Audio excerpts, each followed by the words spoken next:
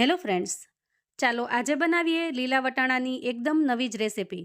લીલા વટાણાની કચોડી, શાક કે મટર પનીર તો ઘણી વખત ટ્રાય કર્યું હશે, પણ આજની રેસિપી સાવ અલગ છે.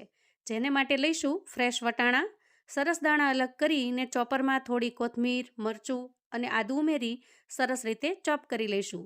આપણે અહીંયા વટાણાના નાના નાના ચંક્સ રહે એ રીતે તૈયાર કરીશું. ત્યાર પછી એમાં એક નાની વાટકી જેટલું દહીં ઉમેરી દઈએ અને મિક્સ કરી લઈશું. તૈયાર થયેલ વટાણાના મિશ્રણમાં 2 ચમચી ચોખાનો લોટ, 1 ચમચી રવો ઉમેરીએ થોડીવાર રેસ્ટ થવા દઈએ. હવે મસાલા કરી લઈશું. અહીંયા ઝીણી સમારેલી ડુંગળી ઉમેરીએ, જે બિલકુલ ઓપ્શનલ છે. ત્યાર પછી કરીશું રૂટીન મસાલાઓ.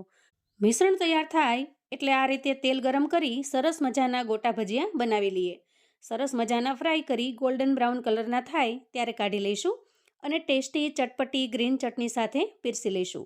તો તૈયાર છે લીલા વટાણાના વડા.